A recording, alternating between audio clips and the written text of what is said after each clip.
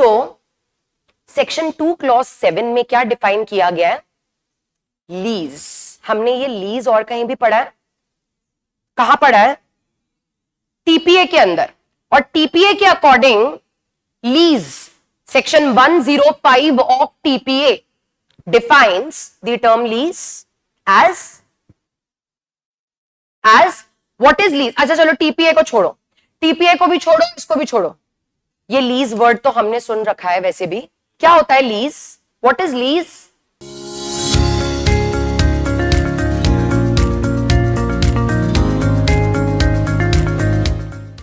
जिसके अंदर possession transfer किया जाता है, correct? So lease is a type of transfer of property in which there is a transfer of possession of the property. Of course जब possession दिया जा रहा है तो एंजॉयमेंट भी दिया जाता है। So in lease, lease is a type of transfer of property in which one person transfers the possession and enjoyment of the property. Movable property या immovable? Immovable property to another person, जिसमें जो person अपनी property का possession दे रहा है उसको बोला जाएगा लेसर। जिसको पोजेशन दिया जाता है उसको बोला जाता है लेसी। लेसर अपनी इमूवेबल प्रॉपर्टी का पोजेशन और एंजॉयमेंट लेसी को देता है और उसके बदले में द लेसी पेज कंसीडरेशन। तो लीज में कंसीडरेशन को क्या बोला जाता है? जैसे सेल में प्राइस होता है, मॉर्टगेज में डेट होता है, प्रॉपर्टी के बदले डेट दे रहा है सामने वाला पर्सन। लीज में क्या होता है? कंसीडरेशन में क्या दिया जा रहा है? मैंने अपनी प्रॉपर्टी का पोजेशन और एंजॉयमेंट सामने वाले पर्सन को दिया है। फॉर एग्जाम्पल 5 साल के लिए, 5 इयर्स तक वो पर्सन मेरी प्रॉपर्टी का पोजेशन होल्ड कर सकता है, जो भी हमारे टर्म्स एंड कंडीशंस है उसके अकॉर्डिंग, कि भाई रेसिडेंशियल पर्पस के लिए कर सकता है, नॉन रेसिडेंशियल पर्पस, व्हाटएवर जो भी टर्म्स एंड कंडीशंस है उसके अकॉर्डिंग। और उसके एक्सचेंज में for 5 years he is going to pay me rent. Yes और नो? रेंट ही तो बोला जाता है। हाँ, आप लोग भी यहां पे अगर रह रहे हो तो आप लोगों ने भी पीजी या फ्लैट रेंट पे लिया होगा। यस और नो? उसमें हम लैंडलॉर्ड और टेनेंट बोलते हैं। लैंडलॉर्ड और टेनेंट बोलते हैं क्यों? क्योंकि उसको बोला जाता है tenancy under the rent control act. लेकिन वही टेनेंसी जब टीपीए के अकॉर्डिंग होती है तो उसको फिर हम टेनेंसी नहीं बोलते हैं, उसको हम बोलते हैं लीज। और क्योंकि वो लीज होती है उसमें फिर लैंडलॉर्ड और टेनेंट नहीं होगा, उसमें होगा लेसर और Lesi.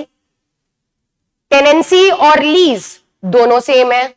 The only difference is tenancy is dealt under the state rent control act. On the other hand lease में भी देखो, दोनों में पोजेशन, आप लोग भी जब रेंट पे लेते हो तो आपको पोजेशन ही तो दिया जाता है, ओनरशिप तो नहीं दी जाती, और उसके बदले में आप क्या पे करते हो? रेंट पे करते हो। अग्रीमेंट होता है, जो टाइम लिमिट अग्रीमेंट में लिखी है उतने टाइम के लिए ही ले सकते हो। हाँ, रिन्यू कर दिया तो बात अलग है, और अगर टाइम लिमिट ओवर हो गई, रिन्यू भी नहीं हुआ, then you have to vacate the premises. यही होता है, सेम लीज में भी होता है।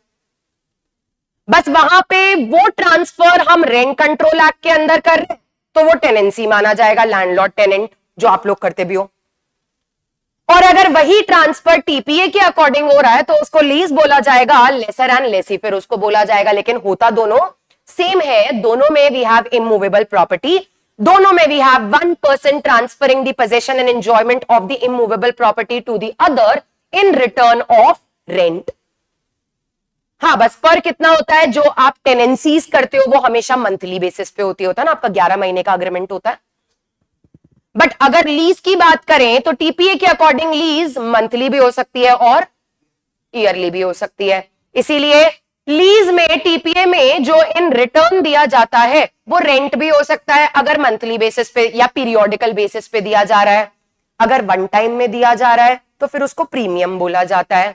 105 ऑफ टीपीए में ये डिफाइन भी किया गया।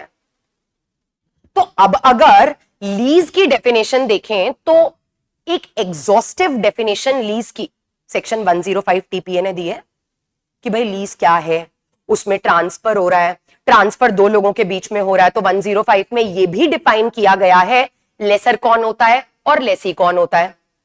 105 में यह भी डिफाइन किया गया है कि रेंट किसको बोलेंगे, प्रीमियम किसको बोलेंगे। 105 में यह भी डिफाइन किया गया है कि रेंट में हम मनी भी ले सकते हैं और शेयर ऑफ क्रॉप्स भी ले सकते हैं और सर्विसेज भी ले सकते हैं एटसेट्रा।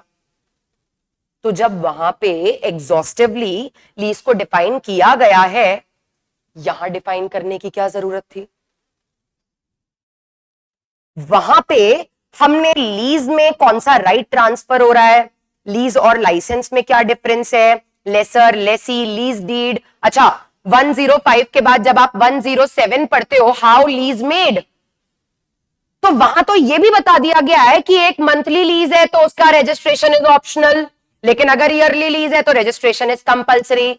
जब एग्जॉस्टिवली लीज को डिफाइन किया गया था टीपीए के अंदर, यहां पे डिफाइन करने की जरूरत क्या थी। और अगर आप डेफिनेशन देखोगे तो इन्होंने तो डिफाइन किया भी नहीं है, सिर्फ यह बताया है कि लीज इंक्लूड्स, मतलब लीज के अंदर क्या क्या इंक्लूड होगा। डिफाइन कहां किया है, डिफाइन किया है क्या। अभी हमने डिस्कस किया लीज का मतलब होता है transfer of possession, enjoyment from the lessor to the lessee in return of rent. ना पोजेशन यहां लिखा है, ना एंजॉयमेंट लिखा है, ना ट्रांसफर लिखा है, ना रेंट लिखा है, कुछ भी नहीं लिखा है।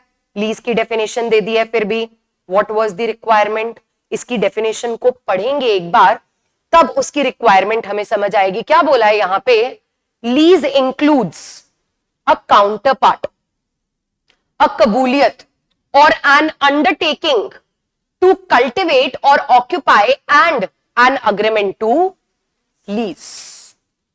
यहां पे ये नहीं बताया है कि लीज क्या होता है, यहां पे ये बताया है लीज जो भी होता है, लेकिन उस लीज के अंदर काउंटर पार्ट भी आएगा, कबूलियत भी आएगी, अंडरटेकिंग टू कल्टिवेट एटसेट्रा, ये सब कुछ आएगा। दैट मीन्स अगर आपको याद हो, मैंने आपको एक प्रिंसिपल बताया था लास्ट क्लास में कि registration act is not bothered about, registration act has nothing to do with the nature of transaction, rather registration act is only bothered about the documentation. yes or no? registration act को क्या इस बात से फर्क पड़ता है कि आपकी अगर लीज डीड है या आपकी अगर सेल डीड है या आपकी अगर मॉर्टगेज डीड है तो उसमें कंसीडरेशन कितना है। नहीं नहीं, 1000 रुपए का कंसीडरेशन क्यों है, 5000 होना चाहिए। क्या रजिस्ट्रेशन एक्ट को उस चीज से कोई लेना देना है। अगर एक पर्सन ने अपनी 5 लाख की प्रॉपर्टी 1 लाख रुपए में किसी को सेल करने के लिए अग्री किया है, क्या उसका रजिस्ट्रेशन नहीं हो सकता है जस्ट बिकॉज कंसीडरेशन इज इनएडिक्वेट। हो सकता है क्या रजिस्ट्रार इस ग्राउंड पे आपका रजिस्ट्रेशन रिफ्यूज कर सकते हैं कि नहीं नहीं, इसका तो रजिस्ट्रेशन हम नहीं करेंगे। क्यों, क्योंकि इसमें जो कंसीडरेशन अमाउंट आपने लिखा है वो तो कम है। ये नहीं होगा। होगा क्या, no. Registration act is not bothered about the nature of transaction, कि जो ट्रांजैक्शन जिसको रजिस्ट्रेशन कराने के लिए आप आए हो वो किस टाइप का ट्रांजैक्शन है, या उसमें पार्टीज कौन है, उसमें रेंट कितना है, उसमें प्रीमियम है या नहीं, डजंट मैटर। उनको फर्क क्या पड़ता है, एक इंस्ट्रूमेंट है, दोनों ने उसको साइन किया है, रजिस्ट्रेशन कराने के लिए आए हैं, दैट्स इट, और फीस पे कर रहे हैं, दैट्स इट। इसी रीजन से यहां पे जो लीज को डिफाइन किया गया है, एक्चुअली डिफाइन नहीं किया गया, क्योंकि लीज की एक्चुअल डेफिनेशन से रजिस्ट्रेशन एक्ट का कोई लेना देना ही नहीं है। लीज में पोजेशन ट्रांसफर हो, ओनरशिप ट्रांसफर हो, एंजॉयमेंट ट्रांसफर हो, registration act has nothing to do with it. जिस लॉ का लेना देना है उसमें डिफाइन किया गया है, that is TPA, because TPA is a law which deals with the law of transfer of property. Registration Act is the law which deals with registration of documents, not the transfer. Transfer चाहे आप lease से करो, cell से करो, gift से करो, mortgage से करो, डजंट मैटर। अगर आप रजिस्ट्रेशन एक्ट के रूल्स फॉलो कर रहे हो तो रजिस्ट्रेशन हो जाएगा। इसी रीजन से रजिस्ट्रेशन एक्ट में लीज को उसी तरीके से डिफाइन किया गया है जितना रजिस्ट्रेशन एक्ट के लिए जरूरी है। यहां पे transfer of possession, rent, premium, enjoyment, ये सब वर्ड्स यूज नहीं किए हैं। Why? Because registration act has nothing to do with it. What is the nature of the transaction? What are the rights of the parties? What is the rent? Is there a rent? Is there a premium? वो TPA का subject matter है कि transfer कैसे होना चाहिए, transfer किसके बीच में होना चाहिए, ट्रांसफर में कौन से राइट्स ट्रांसफर होने चाहिए, वो टीपीए का सब्जेक्ट मैटर है। टीपीए में उसको एग्जॉस्टिवली डिफाइन किया गया है। यहां पे हमें कोई लेना देना नहीं है। यहां पे हमारे लिए जरूरी क्या है? बस वो एक इंस्ट्रूमेंट होना चाहिए। दैट मीन्स उसमें कोई ना कोई राइट या तो क्रिएट होना चाहिए, या फिर अक्नॉलेज होना चाहिए, या फिर डिक्लेयर होना चाहिए, लिमिट होना चाहिए, एक्सटिंग्विश होना चाहिए। That's it. अब वो राइट लेसी का हो, बायर का हो, मॉर्टगेजी का हो, डोनी का हो, डजंट मैटर। रजिस्ट्रेशन एक्ट के लिए हर एक डीड एक इंस्ट्रूमेंट है। उनको फर्क नहीं पड़ता किसमें ओनरशिप का ट्रांसफर है, किसमें पोजेशन का ट्रांसफर है, etcetera. So this is the rule which was held in a very famous judgment. मैं आपको लिखवा भी दूंगी। The rule is registration act has nothing to do with the nature of the transaction, with the rights of the parties. Registration act is only bothered about the documentation, the execution, the attestation. यहां पे अब वो सब subject matter, वो सब तो TPA में हमने पढ़ लिया, वो सब हम यहां नहीं पढ़ेंगे। यहां पे उसका कोई लेना देना नहीं है। यहां पे कितना रेंट है, कितना प्राइस है, डजंट मैटर एट ऑल। फर्क किससे पड़ेगा? डॉक्यूमेंटेशन हुआ है या नहीं, इंस्ट्रूमेंट है या नहीं, राइट क्रिएट होना चाहिए तभी तो रजिस्ट्रेशन करोगे।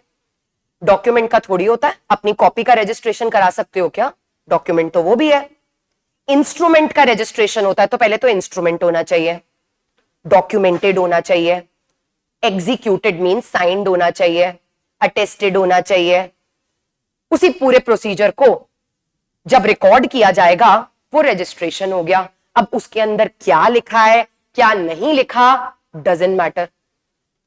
वो सब अदर सब्सटैंटिव लॉज का सब्जेक्ट मैटर है, इसीलिए उनको वहां डिफाइन किया गया है। यहां पे एज सच कोई ऐसी डेफिनेशन नहीं दी गई है which creates the substantive rights and liabilities of the parties. और इसी रीजन से लीज की डेफिनेशन यहां पे it is not actually a definition, it is basically N inclusive definition. कि लीज का जो जनरल मीनिंग है वो तो वही होगा जो टीपीए में बोला गया। हम यहां पे किसी नई लीज की बात नहीं कर रहे हैं, हम उसी लीज की बात कर रहे हैं जो 105 ऑफ टीपीए में डिफाइन की गई थी। बस यहां पे इतना बोला गया है कि वो लीज जो वहां डिफाइन की गई है उसके अंदर रजिस्ट्रेशन एक्ट के पर्पस के लिए काउंटर पार्ट भी इंक्लूड होगा, कबूलियत भी इंक्लूड होगी, एटसेट्रा। समझ आ रहा है? अभी हम आएंगे कि ये सब होता क्या है, बट पहले पता होना चाहिए कि जब वहां डिफाइन किया गया था तो यहां क्यों किया है, और अगर किया है तो ढंग से करते। ये कैसे डिफाइन किया है? बस इंक्लूड्स बता दिया है। So there is a reason behind it जो अभी हमने डिस्कस किया। क्लियर है ये? All right. अब देखो यहां पे इंक्लूड किस किस को किया है? Counter part. क्या होता है काउंटर पार्ट? अगर आप लोगों ने बीएसए पढ़ा है, एविडेंस एक्ट पढ़ा है, तो आपको काउंटर पार्ट पता होना चाहिए। काउंटर पार्ट क्या होता है? काउंटर पार्ट ये ए है और ये बी है। ये एक डीड है जो ए और बी के बीच में हुई है। एक उसका डॉक्यूमेंट ए के पास है जिसको ए ने साइन किया है। Same terms and conditions, same document B के भी पास है जिसको बी ने साइन किया है। होता है, आप लोगों ने देखा होगा इस तरीके के ट्रांजैक्शंस होते हैं। एक सेलर का डॉक्यूमेंट है, एक बायर का डॉक्यूमेंट है। सेलर वाले पे सेलर ने साइन किया, बायर वाले पे बायर ने साइन किया और फिर दोनों ने एक्सचेंज कर लिया। सेलर का साइन किया हुआ बायर के पास एज अ प्रूफ कि तुमने साइन किया है, बायर का साइन किया हुआ सेलर के पास एज अ प्रूफ कि तुमने साइन किया है। और ये दो क्यों बनाए जाते हैं? ताकि दोनों के पास ओरिजिनल प्रूफ रहे, ये कॉपीज नहीं है। Both of them they are not considered कि ये जो है ये इसकी कॉपी है या ये जो है ये इसकी कॉपी है, ये दोनों ओरिजिनल से हैं। और ऐसे डॉक्यूमेंट्स को बोला जाता है counterparts, that both of them, none of them is the copy of the other, they are counterpart of each other। दोनों सेम है, दोनों ओरिजिनल है, बट हाँ ये है कि दो है, इसीलिए ये दोनों एक दूसरे का काउंटर पार्ट है। Counter part means one is incomplete without the other. इसके बिना ये इनकम्प्लीट है, सिर्फ इसका साइन किया हुआ क्या फायदा है उसका, सिर्फ बी के साइन किए हुए का क्या फायदा है। दोनों एक दूसरे के बिना इनसफिशिएंट है, दोनों एक दूसरे के काउंटर पार्ट्स हैं। तो हम यहां बात कर रहे हैं एक काउंटर पार्ट की, क्योंकि वहां बोला है ना lease includes a counter part. एक काउंटर पार्ट, ए वाले काउंटर पार्ट की बात करें तो वो वन साइडेड है, यस और नो। ए ने काउंटर पार्ट अपना साइन किया है, तो अगर ए के काउंटर पार्ट की बात करें वो वन साइडेड डॉक्यूमेंट है। अगर बी वाले डॉक्यूमेंट की बात करें वो भी वन साइडेड डॉक्यूमेंट है। और जब दोनों को एक साथ देखा जाएगा तो दोनों को बोला जाएगा काउंटर पार्ट्स, यस और नो। मतलब अगर सिर्फ एक डॉक्यूमेंट की बात हो तो वो वन साइडेड है, यस और no. One way transaction, one sided transaction, one sided declaration, क्योंकि इस पे जो भी टर्म्स एंड कंडीशंस है उस पे सिर्फ ए ने साइन किया है। मतलब एक ही तरफ से डिक्लेरेशन है that bye signing I am making my self bound by these conditions, yes और नो। वन साइडेड हुआ, यही चीज दिमाग में रखना। और आगे देखो क्या बोला है, कुबूलियत। सुना है कभी ये वर्ड? कुबूलियत क्या होती है? एंशियंट टाइम्स में यूज हुआ करता था जब एक पर्सन अपनी साइड से, जनरली क्या होता है जो हम लीज पढ़ते हैं टीपीए के अंदर, टीपीए में लीज क्या है, ठीक है, बट किया कैसे जा रहा है? पोजेशन दे रहे हो, एंजॉयमेंट दे रहे हो, बदले में रेंट दे रहे हो। How it is made? By a contract, yes और नो। या तो लेसर ने लेसी को प्रपोजल किया होगा या लेसी ने लेसर को प्रपोजल किया होगा, सामने वाले पर्सन ने उसको एक्सेप्ट किया, दोनों के बीच में एक कॉन्ट्रैक्ट हुआ, कॉन्ट्रैक्ट ऑफ लीज। क्योंकि TPA deals with the transfers by the act of the parties. Parties मतलब दोनों की तरफ से एक्ट होना चाहिए, एक ने प्रपोजल दिया है तो दूसरी की तरफ से एक्सेप्टेंस होना चाहिए। वो तो लीज है टीपीए वाली, जो जनरल लीज होती है जिसके लिए एक प्रपोजल एक एक्सेप्टेंस, मतलब दोनों का एक्ट जरूरी होता है, कॉन्ट्रैक्ट जरूरी होता है। लेकिन रजिस्ट्रेशन एक्ट में, लीज में जो ये हम देख रहे हैं, all of them are one sided documents, contract नहीं है, वन साइडेड डॉक्यूमेंट है। For example counter part, transaction का अगर एक पार्ट देखा जाए वो तो वन साइडेड ही है ना। ट्रांजैक्शन की जो टर्म्स एंड कंडीशंस है जिसपे सिर्फ ए ने साइन किया है, it is one sided. Similarly जब हम कबूलियत की बात करते हैं, कबूलियत भी एक तरीके से एक वन साइडेड लीज होती है जिसके अंदर एक पर्सन अपनी तरफ से एक acceptance, letter of acceptance, kabuliyat means acceptance, एक लेटर ऑफ एक्सेप्टेंस लिख के देता है that I accept to take this property on lease and I promise to pay ₹500 per month as rent in return। अब दोनों के बीच में कोई प्रपोजल एक्सेप्टेंस नहीं हुआ है, एक पर्सन ने वन साइडेड अपनी तरफ से लीज क्रिएट करी है by a kabuliyat, that is also included in lease here. Counterpart भी वन साइडेड, कबूलियत भी वन साइडेड। इसके अलावा आगे क्या लिखा है, एंड एन अंडरटेकिंग। अंडरटेकिंग का मतलब क्या होता है? What is an undertaking? To bind, एक बॉन्ड होता है। बॉन्ड क्या होता है? अंडरटेकिंग होती है। एक अंडरटेकिंग मीन्स अपने ऊपर कोई ऑब्लिगेशन क्रिएट करना, to make yourself bound to do something, to create obligation upon yourself is known as undertaking to cultivate और ऑक्यूपाई। कोई कॉन्ट्रैक्ट नहीं हुआ है, एक पर्सन ने, फॉर एग्जाम्पल एक फार्मर ने अपनी तरफ से एक अंडरटेकिंग, अपनी एक ऑब्लिगेशन क्रिएट की है कि आप मुझे ये लैंड दे दो, इसके बदले में I undertake, I create my obligation to cultivate on this land. तो ये भी वन साइडेड हुआ। अंडरटेकिंग, अंडरटेकिंग या बॉन्ड जो होता है, क्या उसमें दो पार्टीज होंगी? अंडरटेकिंग क्या होती है? व्हेन यू अंडरटेक समथिंग तो होता है आई डैश। आप लोग जब स्कूल में भी कोई चीज की अंडरटेकिंग, या कॉलेज में आप अंडरटेकिंग देते हो, या कई बार जॉब्स में भी अंडरटेकिंग ली जाती है, तो क्या होता है? अंडरटेकिंग और उसके नीचे लिखा होता है I dash undertake the following. उसमें आपको अपना नाम भरना होता है। वन साइडेड ही तो होगा ना। जो अंडरटेक कर रहा है वो अपने ऊपर ऑब्लिगेशन खुद क्रिएट कर रहा है, देयर इज नो कॉन्ट्रैक्ट। ये भी तो वन साइडेड हुआ। तो basically counterpart, kabuliyat, undertaking to cultivate और to occupy, to possess any land, ये सब वन साइडेड हुआ।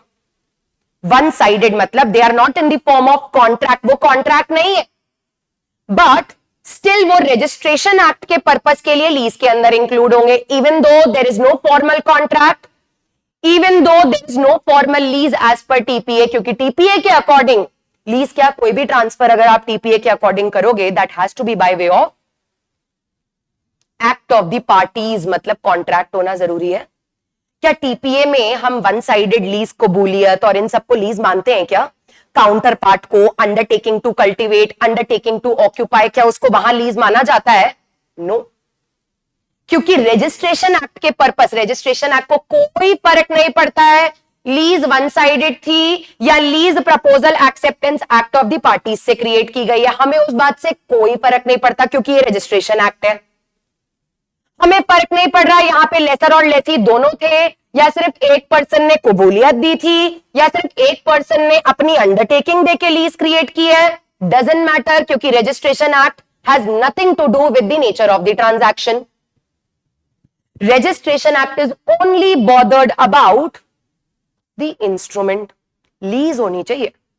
अब चाहे टीपीए वाली by the act of the parties वाली लीज हो, जहां पे there is a formal contract between the lessor and the lessee, both sided, या फिर even अगर वो one sided lease थी in the form of counterpart, one sided, in the form of कुबूलियत, one sided acceptance, in the form of undertaking, one sided obligation, in all these situation भले ही ये कुबूलियत, undertaking, counterpart TPA के according lease नहीं होगा, लेकिन registration act के purpose के लिए इनको भी क्या माना जाएगा? लीज। और इनको भी लीज माना जा रहा है, मतलब इनका भी रजिस्ट्रेशन एक्ट में किया जाएगा। समझ आ रहा है? अब क्या लॉजिक समझ आया कि जब टीपीए में ऑलरेडी लीज को डिफाइन किया गया था तो यहां क्यों किया है?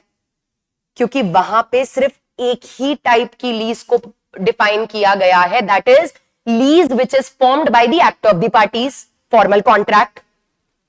वन साइडेड ट्रांजैक्शंस जहां पे कोई प्रपोजल एक्सेप्टेंस, मतलब एक्ट ऑफ द पार्टी नहीं है, वो टीपीए के अकॉर्डिंग ट्रांसफर नहीं हो सकते, क्योंकि टीपीए में एक्ट ऑफ द पार्टीज चाहिए, दोनों पार्टीज का एक्ट चाहिए। इसीलिए तो जब आप सेक्शन 5 टीपीए पढ़ते हो तो दोनों में, ट्रांसफरर और ट्रांसफरी में एक वर्ड कॉमन है, वो है living.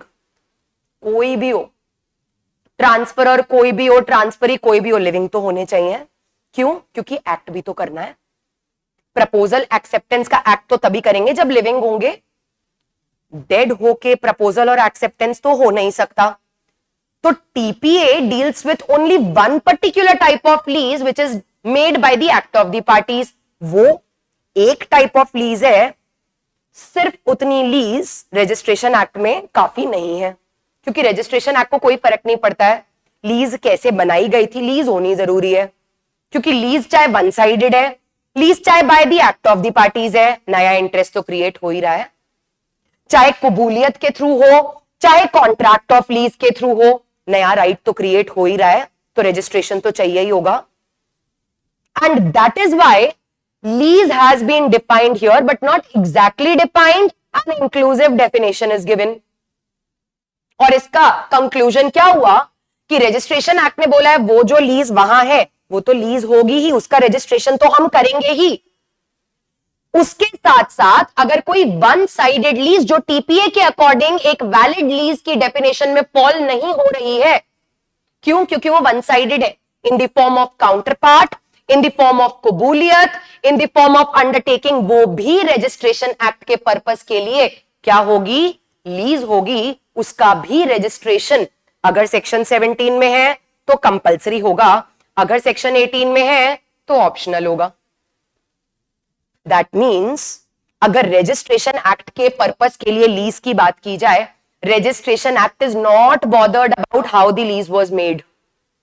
Registration act is only bothered about whether the lease is, कोई भी लीज हो, one sided, two sided. If it is monthly, registration is optional. If it is yearly, registration is compulsory. अब monthly और yearly हम देखेंगे यहां पे सिर्फ, उससे ज्यादा वो टीपीए वाली लीज थी, वो कबूलियत थी, वो काउंटर पार्ट थी. हमारे लिए हम न्यूट्रल हैं, हमारे लिए ये सब लीज होंगी. हम सिर्फ उनका टाइम ड्यूरेशन देखेंगे कि हमें उसको सेक्शन 17 के अकॉर्डिंग कंपलसरी रजिस्ट्रेशन में डालना है या सेक्शन 18 के अकॉर्डिंग ऑप्शनल रजिस्ट्रेशन में डालना है. That's it. समझ आ रहा है?